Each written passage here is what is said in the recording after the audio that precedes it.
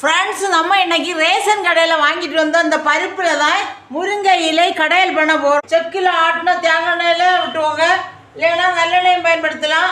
கடுகு போட்டுவோங்க. கடுகு அப்படியே வெள்ளை பூண்டு இருக்குது பார்த்தீங்களா, இந்த வெள்ளை பூண்டை அப்படியே இதுக்குள்ளே போட்டு சதைக்கணும். வெள்ளை பூண்டை போட்டு சதைக்கணும்.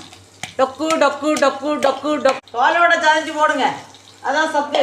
சின்ன உள்ளி அதில் கொஞ்சம் போடும். அப்புறமா அந்த வரமிளகாய் இருக்குது பார்த்தீங்களா, 2 வரமிளகாயை அப்படியே பொடிச்சு அப்படியே போடுங்க. இந்த இப்படி மசிவு போல் நல்ல நைய வாரது வரை வேப்பையும் எண்ணெயிலே போட்டுருங்க. கல்ல முருங்கைக்கீரை எண்ணெயில் வாரி போடுங்க. போட்டு கிளறுங்க. கிளறி கிண்டி வதக்கி பொசுக்கி கிண்ட வேண்டும் தம்பி. கிண்ட மஞ்சள் பொடி அவ்வளோதாங்க. தேவையான உப்பு ரெடி ஆகிட்டா பாருங்க. வந்து